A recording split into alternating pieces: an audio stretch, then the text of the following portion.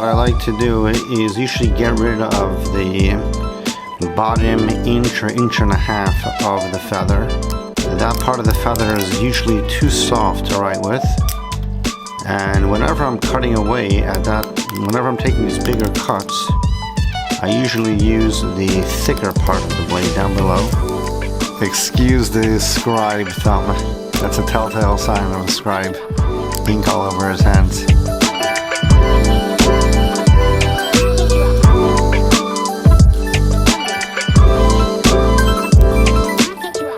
Afterwards, I go back to the underside and I cut away from the underside. I'm using the blade right now to dig out some of the stuff that's on the inside of the feather. I don't want to leave that there because that's going to get in the way of the ink later on. Now I'm going to begin to chip away at the sides. I'm going to be using the thinner part of the blade. I'm taking these very, very small cuts each side to perform the nib. And when I make these small cuts, I usually hold the blade in my right hand and I control the movement of the blade with the thumb of my left hand. Now, turning it over, trying to make sure that the nib is centered.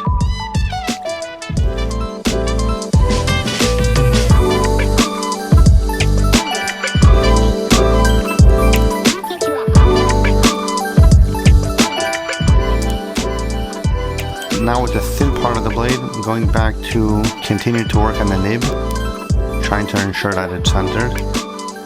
If I cut too much one side of the nib, then the nib will end up leaning to one side.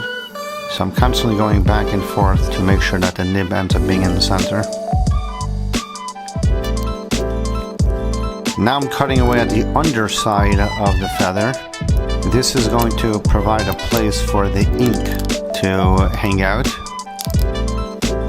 And there you have most of it. Now I'm using the bottom part of the blade, not the sharp part, but the other side of the blade, to scrape away at the thin film on the outside of the feather, which I'm getting rid of that. I want that the feather should be perfectly smooth and nothing should prevent the free flow of the ink. I'm using a razor blade to make a slit down the center of the nib. That will allow the ink to flow down.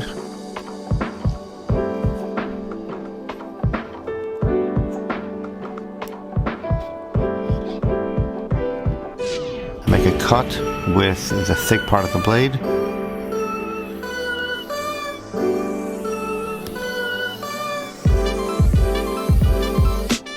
Snap, there we go. The last thing that I do is make a tiny little notch with the tippy point of the blade. That causes a little V indent within the nib, and now it should be ready to be used.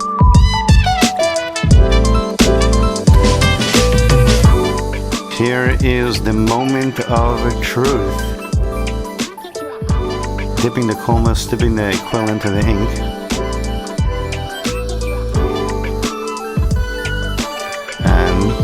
Let's see, will it write?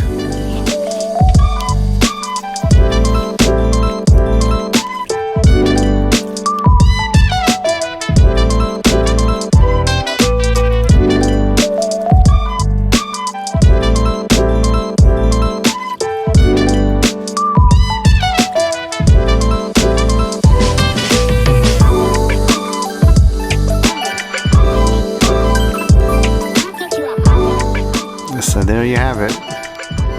Now cleaning it off with a dirty rag.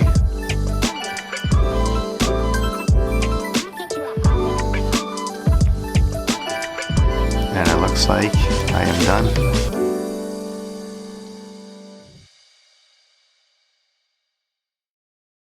Okay, those thumbs gotta get cleaned.